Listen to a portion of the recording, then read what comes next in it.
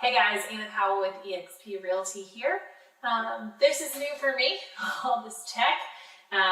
The fact that we're sitting in a content room in our office with lights and backdrops and mics and all of the things that come with content creation. This is not somewhere that I thought I would be at this stage in the game. I am a sphere of influence agent. That's how I built my business. And so it was really, a little daunting to figure out how to grow that business into something that's scalable for teams. If you're an agent, again, Buffini certified mentor, have really studied kind of the art of working your relationships, garnering out those referrals from your network. And if you want to scale a team and you're that kind of agent, I will tell you, it feels daunting because you're not handing over leads that you just connected with on the phone that morning. You're handing over friends and friends of friends and family members and church family members and softball and t-ball friends and all of the circles that really are expecting you to be at the heart of their transaction. And so I think scaling a team is very difficult if this is how you built your business. Now, I believe it is the most rewarding way to do business. And I'm thankful for every single relationship that we have, for the way that we've built our business this way. It's been so much fun to build a family of past clients, future clients, and really feel like we're connected. When we throw client events or we give out pies at the office, or, we really do feel like we're just spending time with our people. And so in that regard, I'm so thankful that we've built our business this way. And if I could go back and do it again, I would build it the exact same way that we've already done. But when you're talking about scaling a team and you're talking about trying to put tools into place to help your business grow, I will tell you that I think you start a couple steps backwards when you're working with this sphere piece, because it's very hard as a team leader now, this new role that I've accepted, to really be able to work myself out of a transaction. And I don't want that to sound negative, and I don't want that to have leave a bad taste in someone's mouth, because it's not that I don't want to work that transaction. It's that we've gotten to a place where servicing a deal from start to finish and really giving our clients the time and the experience and the attention that they need, I don't have the bandwidth to do it. So then I'm forced with, either leaving business on the table, referring it out to other agents, or I was looking at a team model. And so in the fall of 2021, really summer, we shifted into our new brokerage model here at eXp. And then come fall, we decided that we were going to start growing a team. And we decided because someone with a lot of talent and a lot of heart and a willingness to learn walked in our office and said, "Hey, I'd like to join your team." And I said, "That is hilarious, because we don't have one." So when talent came to me, I said, "You know what? We better look at this." And from there, we grew out 3 of us by the end of the year. And I'm really proud to say that we now are carrying a roster of 10 with our staff members. We've helped some people get licenses. We've brought existing agents over, and we've taken new agents. So we have a blend, a really nice blend of all different types of agents. So that's kind of a little history of us. But, I had to come to a place where I had a team that I could help pass these leads to, that I knew would love and nurture our people the same way that we did. And so as this team grew and as my sphere of influence leads kept coming in, we obviously supplemented those with a lot of PPC leads. We supplemented them with a lot of our listing leads, our sign call leads that were colder, and those were always very easy to hand off.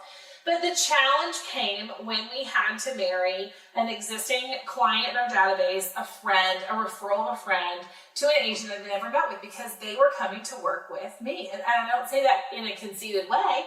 That's just the handoff that was made. So I had to figure out what that handoff looked like, because I didn't want to cheapen the brand, I didn't want to cheapen myself and basically say, "Oh, well, you're in better hands here. I'm not that great. You're going to be much more taken care of here." I had to really explain our processes. The problem was I didn't have processes. So when we went to hand people off, it very much felt like a handoff, because there was no systems in place that I could say without a shadow of a doubt we were all plugged into and we were all working from. So with that in mind, I said, okay, let's build some of these processes and systems. And we really got rolling in the a year ago. It was February. I took a trip to San Diego. I met with a lot of the leaders of my business partners out there on the West Coast, Kyle Whistle, Dan Beer, the FAST team. And we sat down and we listened to what they had to say, and I came back and I said, oh my gosh, I can do this. And it was the first time I ever thought I could do this, because before then I was just giving my friends over to other agents, and I couldn't really explain why, and I couldn't really explain how, and I certainly couldn't get to a place where I could step out of that transaction and let the agent fly, right? I'd have to be there as this kind of constant hoverer. And it was terrible for the transaction. And I think our early team members can share that with you. In fact, they don't even want me to go on listing appointments with them now, because I talk the whole time. They need to communicate what they need to communicate and get me out of it. So, it was a very fast transition for us in February of last year. And I came home and I said, we're going to do this and we're going to build it out. And we picked up some tools that we've since dropped. We've exchanged some tools here and there for some different systems and processes, but we really do have a nice flow. And we're going to do a full training in a couple weeks on this, but I thought it'd be really helpful to give just a little bit more of an expanded look at our tech stack and our processes, so that you can, maybe tag into this training in a couple weeks and learn a little bit more. But I wanted to give you just enough to kind of know where we're going with this today in this video. So when I talk about our tech stack, a lot of you may really want to hit the stop button right now. Don't do it. Don't do it. I was that way.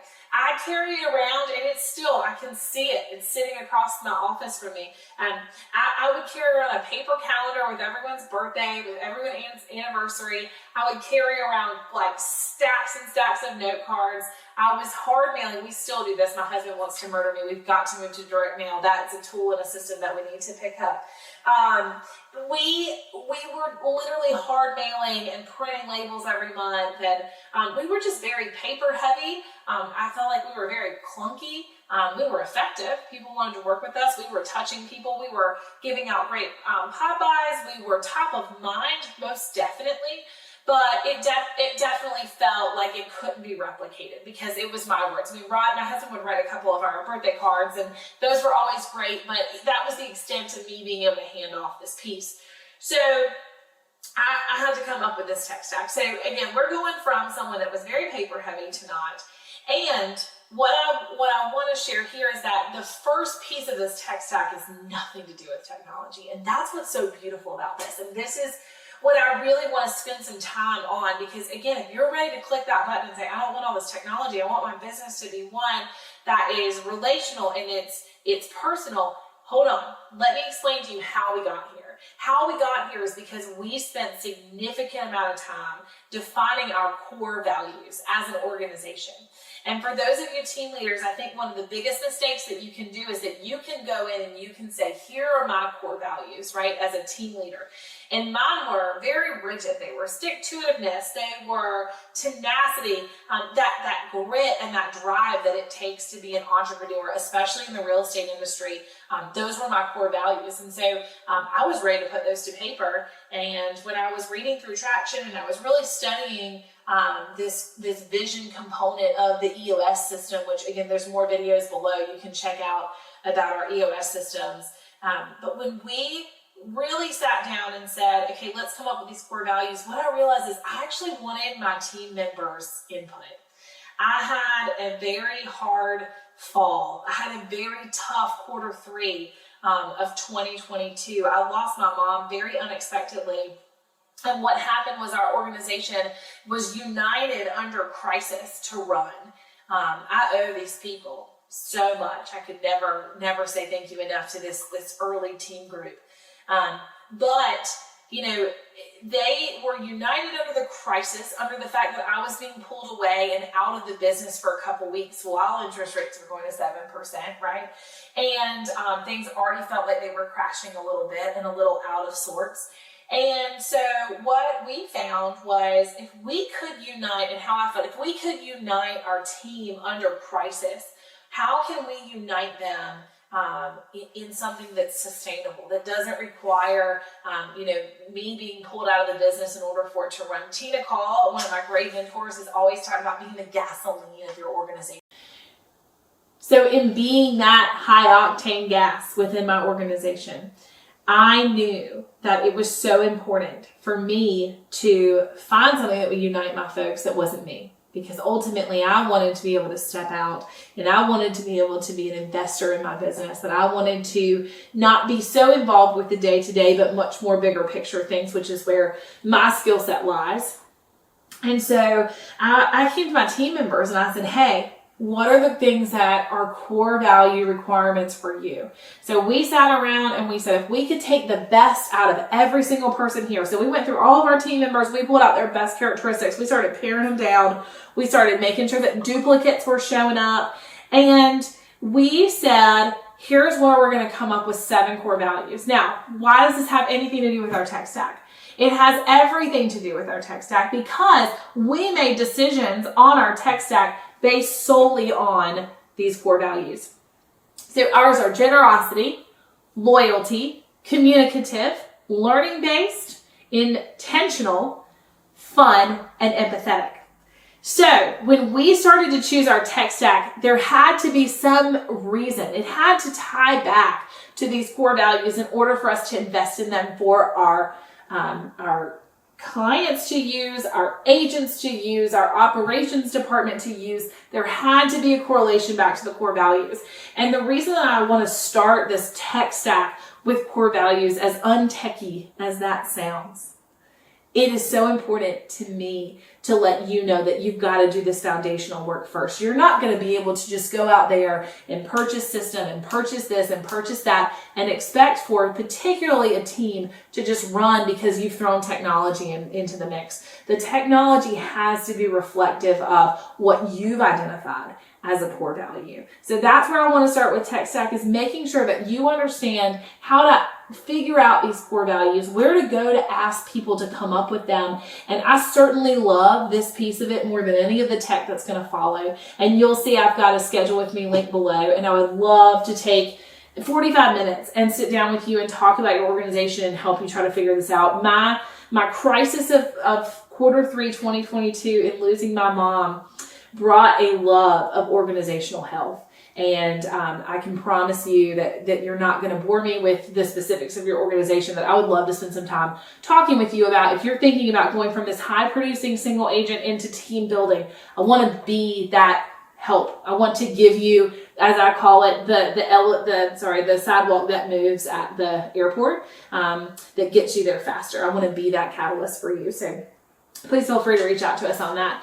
But we went to our tech stack completely based on those core values. And as you go through the next series of videos and you look at what our tech stack looks like, I'm going to continuously go back to this piece about why it aligns with our core values. So again, for those of you that are like, nope, tech stack's not for me, I got my note cards, give us the chance, follow this series, watch to see how we talk about each of these pieces, because this foundation has made all the difference and we want to help you get there as well. So I hope you'll follow along with the series. We've got some great affiliate links that we can share with you to get you some discounts on these systems. But we are so excited that you are plugging in, that you're interested. And like I said, we've got in-person training that will be recorded. We'll continue to share that here on our YouTube channel. Feel free to subscribe. We want to be, again, a mentor, a helper for you agents out there that are looking to make this team transition. So signing off for today, and thanks always for watching, subscribing, and sharing. We enjoy our YouTube audience and hope that we can continue to provide a lot of value for those of you out there in the universe. Talk soon.